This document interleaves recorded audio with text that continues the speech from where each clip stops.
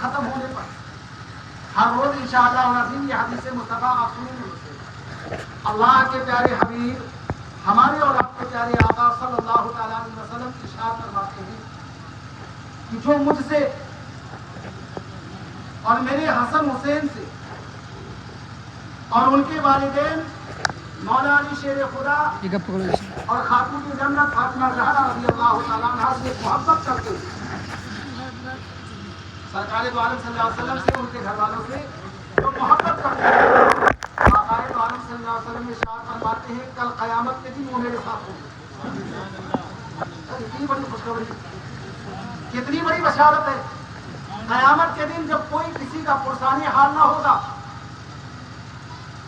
عرش کا صرف ایک ٹھنڈا سایہ ہوگا جہاں پر سکون میسر ہوگا. پورے محشر میں، میدان محشر میں نفسی نفسی کا عالم ہوگا. ذرا سی گرمی برداشت نہیں ہوتی ہے، شدت کی گرمی ذرا سی ہو جائے صرف کپڑا بھیگتا ہے اور ہماری زبان کہنے لگتی ہے کہ بڑی شدت کی گرمی برداشت کے باہر. ذرا سی گرمی ہوتی ہے وہ برداشت کے باہر ہو جاتی. میدان محشر کی گرمی کا حال یہ ہوگا کہ کوئی ٹخنوں تک پسینے میں ڈوبا ہوگا، کوئی کمر تک پسینے میں ڈوبا ہوگا، کوئی گلے تک پسینے میں ڈوبا ہوگا اور کسی کا پورا سر پسینے میں ڈوبا ہوگا. یہ گرمی کی شدت کا عالم ہوگا. قیامت کے دن ہر کوئی ٹھنڈا سایہ تلاش کرے گا. ایک ہی ٹھنڈا سایہ ہوگا، وہ اللہ رب العزت کا عرش کا ٹھنڈا سایہ ہوگا. اس ٹھنڈے سائے میں کون ہوگا اور ٹھنڈے سائے کا مالک کون ہوگا، اختیار کس کو دیا جائے گا؟ ہمارے اور آپ کے پیارے آقا صلی اللہ تعالیٰ علیہ وسلم. اور ہمارے اور آپ کے پیارے آقا خوشخبری دے رہے ہیں، یہ بشارت دے رہے ہیں، یہ بشارت ہے ہمارے اور آپ کے لیے، ہم غلاموں کے لیے، ہم خادموں کے لیے، ہم عاشقوں کے لیے. اللہ کے رسول فرماتے ہیں جو مجھ سے اور میرے گھر والوں سے محبت کرتے ہیں، آقا فرماتے ہیں قیامت کے دن وہ میرے ساتھ ہوں گے. یہ بہت بڑی بشارت ہے. آپ جب بھی اس محفل میں آئے نا، اپنے ذہن میں یہ بات بٹھا کر کے آئے کہ ہم حسین آدم کی محفل میں جا رہے ہیں، ہم رسول اللہ کے گھر والوں کی محفل میں جا رہے ہیں. یہ اہل بیت اطہار کی محفل ہے، اس میں جتنی دیر بیٹھیں گے آپ، اللہ تبارک و تعالیٰ کی رحمتیں اتنی دیر آپ پر جھما جھم برستی رہیں گی، رحمتوں کے ہنگار ہوتے ہیں. اس لیے عزیزان محترم، ہم اور آپ بڑے خوش نصیب ہیں کہ اللہ تعالیٰ نے ہمیں اور آپ کو امام علی مقام امام حسین اور شہیدان کربلا کے ذکر کی اس محفل میں اللہ تعالیٰ بیٹھنے کی توفیق دے گا. اللہ تعالیٰ اس محفل کو اپنی بارگاہ میں قبول فرمائے. درود پاک پڑھیں اللہم صلی علی سیدنا مولانا محمد صلی علیہ الصلوۃ والسلام علیک یا رسول اللہ صلی اللہ تعالیٰ علیہ وسلم. آپ اس محفل میں جب بیٹھا کریں تو اپنے ارادے بھی، اپنی مرادیں بھی، اپنی نیتیں بھی اللہ کی بارگاہ میں پیش کر دیا. میں نے کتاب میں پڑھا ہے کہ امام حسین کی محفل میں بندہ جس بھی ارادے سے، نیک ارادے کے ساتھ جائے، اللہ تبارک و تعالیٰ اس کی محفل کے صدقے میں اس کی اس نیک ارادے کو، اس مراد کو اللہ تعالیٰ پوری فرما دیتا ہے. اس لیے جب محفل میں آیا کریں آپ تو اپنا ارادہ اپنے رب کی بارگاہ میں ظاہر کرتے ہیں. عزیزان محترم، درود پاک کی فضیلت میں آپ کے سامنے رکھوں. آقا دو عالم صلی اللہ علیہ وسلم فرماتے ہیں کہ جو مجھ پر جتنا زیادہ درود پڑے گا، قیامت کے دن وہ اسے اتنا ہی زیادہ قریب ہوگا. آج جتنا آپ نبی پاک صلی اللہ علیہ وسلم پر درود پڑھیں گے، کل قیامت کے دن اتنا ہی زیادہ اپنے پیارے نبی کے قریب ہوں گے. اب آپ کے اوپر ہے کہ آپ کتنا درود پڑھتے ہیں. اور عزیزان محترم، اللہ کے رسول صلی اللہ علیہ وسلم فرماتے ہیں کہ تمہارا درود پڑھنا تمہارے لیے بے حد فائدہ ہوگا. کیا فائدہ ہوگا درود پاک پڑھنے سے؟ آقا فرماتے ہیں تم ایک مرتبہ مجھ پر درود پڑھو گے، اللہ کی 10 رحمتیں اللہ کی 10 رحمتیں. اور رحمتوں کو ہلکا مت جاننا، یہ مت سمجھنا رحمتوں کو ملنے سے کیا ہوگا، کیا حاصل ہوگا رحمت ملنے سے.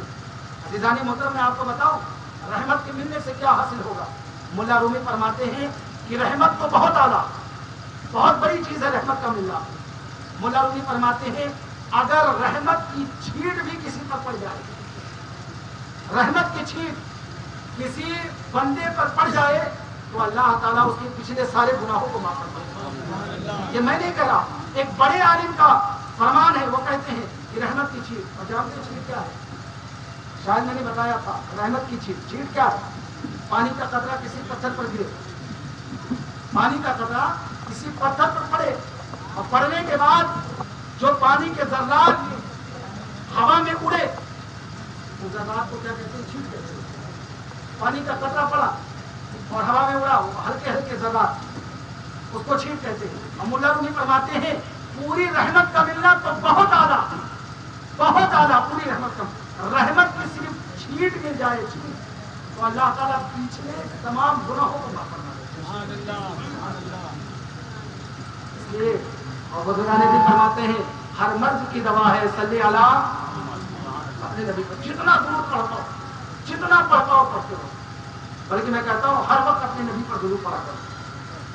ہر درد کی دوا ہے صلی اللہ صلی اللہ علیہ وسلم. میرے آقا فرماتے ہیں جب تم پر کوئی ایسی دشواری آئے، مشکلیں آئے، پریشانیاں آئے کہ وہ دور نہ ہو رہی ہو تو پھر کیا کرنا چاہیے؟ اللہ کے رسول صلی اللہ علیہ وسلم فرماتے ہیں کہ اپنی مشکلوں کو دور کرنے کے لیے مجھ پر درود پڑھا کرو. اللہ کے رسول کا فرمان ہے اپنی پریشانیوں کو دور کرنے کے لیے مجھ پر درود پڑھا کرو. یہ ہمارے اور آپ کے پیارے نبی صلی اللہ علیہ وسلم کا فرمان ہے. کیا ہوگا؟ اللہ تعالیٰ درود پاک کے صدقے میں ہماری مشکلوں کو آسان فرما دے، ہماری دشواری. اچھا میں ایک واقعہ سناؤں آپ کو. ایک واقعہ میں نے کتاب میں پڑھا کہ ایک شخص تھا، اس کو لا علاج بیماری ہو گئی. ایسی بیماری کی اس کی بیماری کا علاج ڈاکٹروں کے پاس تھا ہی نہیں. بڑے بڑے ڈاکٹروں کو دکھایا اس نے، کسی کے پاس اس کی بیماری کا علاج نہیں تھا. عزیزان محترم وہ پریشان. ڈاکٹروں نے کہا اب تجھے بچانا مشکل ہو گیا، واپس آ گئے گھر، اب بچ ہی نہیں پاؤں گا، اب تو مرنا طے ہے. اس کے دل میں خیال آیا جتنی زندگی بچی ہے کیوں نہ اللہ کے رسول صلی اللہ علیہ وسلم پر جم کر کے درود پڑھ لیا جائے. رسول پاک پر جم کر کے درود، کثرت سے درود پڑھ لیا جائے جتنی زندگی بچی ہے. اب اس نے صبح بھی درود پاک پڑھنا شروع کیا. صبح بھی پڑھتا، دوپہر بھی پڑھتا، شام بھی پڑھتا، ہر وقت بستر پر لیٹا رہتا، نبی پر درود پڑھتا. صبح شام دوپہر جتنا وقت اس کے پاس ہوتا وہ اپنے نبی پر درود پڑھتا رہتا. چند مہینوں کے بعد اس کے دل میں خیال آیا لاؤ زیادہ دن گزر گئے ہیں، ڈاکٹروں کو دکھاؤں میری بیماری کا کیا حال ہے، میری بیماری کہاں تک پہنچی. ڈاکٹروں کو ذرا ایک بار اور دیکھو. وہ ڈاکٹروں کو دکھانے گیا. اب جب ڈاکٹر اس کا علاج کرنے کے لیے اس کو دیکھنے لگے، اس کا چیک اپ کیا تو ڈاکٹر دیکھ کر کے حیران ہو گئے. اور ڈاکٹر نے پوچھا کہ یہ بتاؤ یہ کیسے ہوا؟ تمہاری بیماری لا علاج کی پکڑ میں نہیں آ رہی تھی، آخر تم نے کون سی دوا کھائی جو اب پکڑ میں آنے لگی؟ لا علاج کی بیماری اب پکڑ میں آنے لگی، آخر کون سی دوا تم نے کھائی؟ کیا کھایا تم نے؟ کیا کیا تم نے؟ ڈاکٹر پریشان ہے. وہ شخص کہنے لگا کہ ہم نے کوئی دوا نہیں کھائی، ہم نے کسی سے کوئی علاج نہیں کروایا. پھر کیا کیا تم نے جو تمہاری بیماری پکڑ میں آنے لگی، ٹھیک ہونے لگے تم؟ تو وہ کہتا ہے یہ سب جو کچھ ہو رہا ہے، میرے جسم میں جو تبدیلی آ رہی ہے اور میری پریشانی جو دور ہو رہی ہے، یہ پیارے آقا صلی اللہ تعالیٰ علیہ وسلم پر درود پڑھنے کی برکت کی وجہ سے آ رہی ہے. رسول اللہ صلی اللہ علیہ وسلم پر میں درود پڑھتا رہا، یہ اسی کی برکت ہے کہ میری بیماری ٹھیک ہو رہی ہے. ہر مرض کی دوا ہے صلی اللہ صلی اللہ. اچھا محمد جب سنا کرو تو اپنے نبی پر درود پڑھ لیا کرو. میرے آقا فرماتے ہیں وہ سب سے بڑا بخیل ہے جس کے سامنے میرا نام لیا جائے اور میرا نام سن کر کے مجھ پر درود نہ پڑھے. درود کا پڑھنا کیا ہے؟ میں ہر سال بتا رہا ہوں درود کا پڑھنا کیا ہے. وہ پوری درود لمبی درود یاد ہو اسی کا پڑھنا درود نہیں ہے. آپ کے سامنے آپ کے نبی کا نام لیا گیا محمد، آپ نے کیا کہا؟ صلی اللہ. یہ درود پاک ہے. آپ کے سامنے محمد صلی اللہ علیہ وسلم، آپ نے صلی اللہ علیہ وسلم پڑھا، یہ آپ کا پڑھنا درود پاک ہو گیا. یہ پڑھنا. میرے آقا فرماتے ہیں جس نے بخل کیا کل قیامت کے دن ہر کوئی میرے چہرے کی زیارت کرے گا، ہر کوئی مجھے دیکھے گا، لیکن جس نے بخل کیا وہ میری زیارت سے محروم ہو جائے گا، وہ مجھے نہیں دیکھ پائے گا. تو میرے دوستوں جب رسول اللہ کا نام تمہارے سامنے آئے اور آقا پر جب درود پڑھنے کے لیے کہا جائے تو جھوم کر کے پڑھا کرو. کیا؟ صلی اللہ صلی اللہ علیہ وسلم. بے پناہ برکتیں رسول پاک کی برکتیں، اتنی برکتیں ہیں کہ میں کہتا ہوں کہ ساری رات درود پاک کی برکتیں اور فضیلتیں بیان کی جائے کبھی کم. اس لیے میرے عزیزوں میرے دوستوں جب بھی وقت ملے، جتنا وقت ملے، اپنے پیارے آقا صلی اللہ علیہ وسلم پر درود پڑھا کرو. اور بخل ہرگز نہیں ہونا چاہیے، بخیلی کنجوسی نہیں ہونی چاہیے. بے برکتی ختم ہوتی ہے نبی پاک صلی اللہ علیہ وسلم پر، بے برکتی دور ہوتی ہے. آپ کام کرتے رہیں، سفر میں جائیں نبی پر درود پڑھتے رہیں، چلتے رہیں نبی پر درود پڑھتے رہیں. ہاں یہ میرا تجربہ ہے، یہ میرا تجربہ بھی ہے. میں حدیث بھی پڑھ رہا ہوں اور میرا خود کا تجربہ ہے کہ میرے دوستوں درود پاک تمام وظیفوں میں سب سے بہترین وظیفہ ہے. سب سے بہترین وظیفہ درود پاک ہے. نبی پاک صلی اللہ علیہ وسلم پر درود پڑھنا اور غریبی کو دور کرتا ہے، تنگ دستی کو دور کرتا ہے، بیماری اور پریشانیوں کو دور کرتا ہے. اس لیے اپنے نبی پر درود پڑھیے. درود پاک اللہم صلی علی سیدنا مولانا محمد وعلی آلہ وسلم صلی علیہ الصلوۃ والسلام علیہ رسول اللہ صلی اللہ علیہ وسلم. ہاں میں آپ کے سامنے ایک بات کا ذکر کروں. یہ آپ نے کیا سنا؟ درود پاک کی برکت ہے. سرکار کے نام پاک، نام محمد جو ہے، نام محمد صلی اللہ علیہ وسلم، یہ بھی کوئی کم برکتیں اس میں نہیں ہے.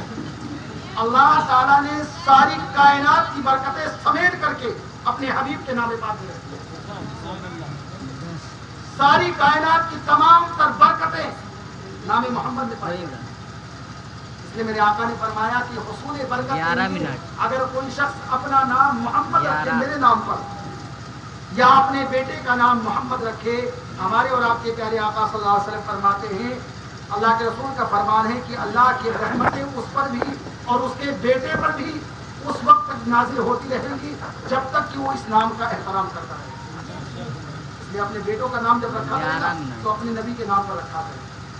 خراب ہوا نام کس میں دیکھا جاتا ہے؟ موبائل میں دیکھا جاتا ہے. موبائل میں دیکھ کر کے لوگ نام رکھ دیتے ہیں. کہتے ہیں الگ ہونا چاہیے نام، کچھ یونیک نام ہونا چاہیے، الگ تھلگ ہونا چاہیے جو کسی کا نام ہونا. دوستوں ہمیں اور آپ کو الگ تھلگ نام رکھنے کی ضرورت، ہمیں کچھ اور رکھنے کی ضرورت ہے. بس جب بھی کوئی نام رکھے نا، یا تو صحابہ کرام پر رکھے یا اللہ کے محبوب بندوں کے نام پر نام رکھے، لیکن جو بھی نام رکھے اس نام میں سب سے پہلے اپنے نبی کا نام ضرور بے پناہ برکتیں. ہاں یہ نام محمد کی اتنی برکتیں ہیں کہ 200 سال کا گنہگار جب رسول اللہ کے نام پاک کے احترام کیا تو اس کی برکت سے اللہ تعالیٰ نے اس کے 200 سال کے گناہ یہ ہلکی بات نہیں، 200 سال کا گناہ بخش دیا گیا، اور صرف اس لیے کہ اس نے رسول اللہ کے نام پاک کا احترام کیا. یہی وجہ ہے نا کہ ہمارے نبی کا جب نام آتا ہے تو ہم کیا کرتے ہیں؟ انگوٹھا چوم کر کے آنکھوں پر لگا دیتے ہیں. یہ احترام ہی تو ہے. ہاں یہ احترام ہی ہے. یہ احترام حضرت ابوبکر صدیق رضی اللہ کس نے کیا؟ اگر کوئی پوچھے انگوٹھا چومتے ہو یہ کس نے کیا؟ آپ کیا کریں؟ حضرت سیدنا صدیق اکبر کی سنت ہے. کتاب میں آتا ہے